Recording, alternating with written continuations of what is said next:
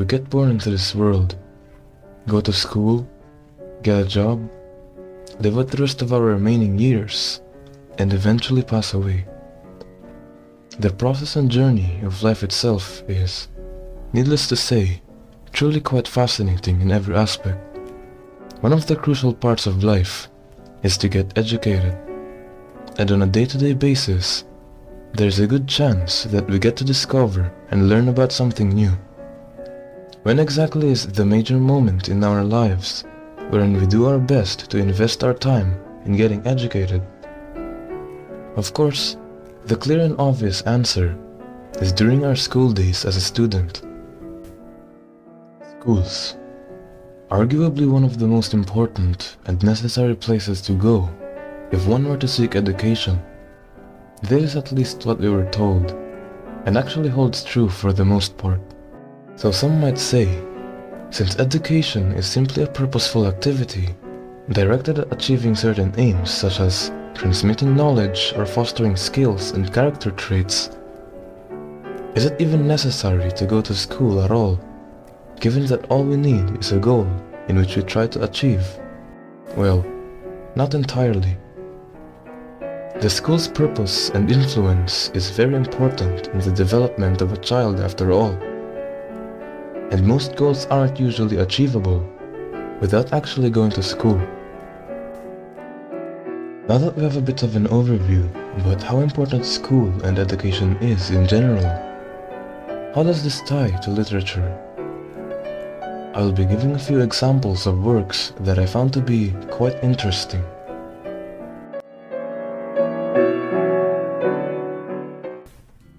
This is a comedy manga series, written and illustrated by Keiichi Arawi. Without giving enough attention to a story, Nichijou is occupied with a large cast of characters who share incidents from their daily lives that alternate between the ordinary and the bizarre. Its main premise is to depict the interactions of the characters, and of course, the school aspect of it is pretty self-explanatory as the setting implies. The storyline and dialogues overall is nonsensically endearing and definitely has its charm.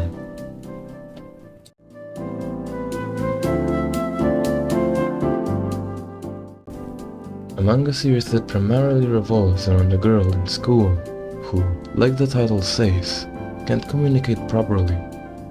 It is written and illustrated by Tomohito Oda, and it has managed to capture a lot of people's attention. The reason for this, however, is quite understandable, for the development of the characters included in the story as it progresses is something that is wonderful to witness.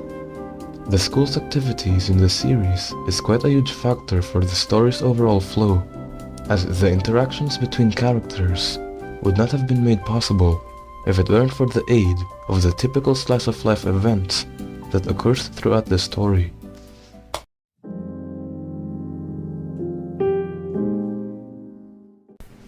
Last but not the least, for definitely one of my favorite manga series of all time, From Now On We Begin Ethics is a story about a teachers' association towards the students with their own problems that are unique and complex in their own way, and a subject that somehow correlates to the situations being presented throughout the story. It progresses in the perspective of various students, and it deals with topics that range from what is morally correct and to those that are unethical. It creates this sense of reality, a feeling of self-discovery. It features countless insightful ideas in subjects that I find tremendously intriguing. And though it features some sensitive themes and might be unsettling for a few, it is undeniably one of the few works that I've grown to like a lot for its overall uniqueness and the amount of realizations that occurred to myself. It overall shows how ethics is not essential, at least not until our last breath.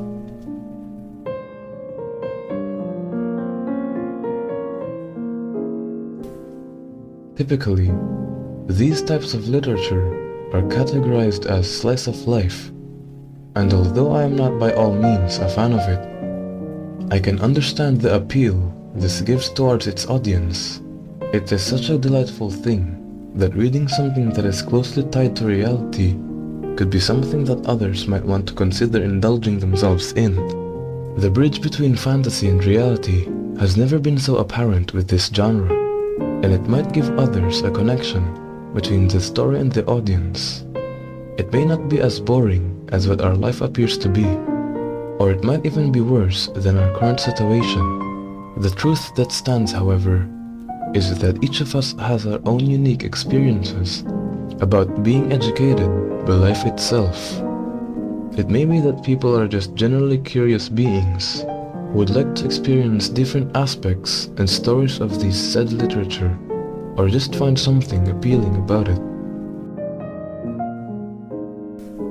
Nevertheless, it provides insight regarding education and schools specifically.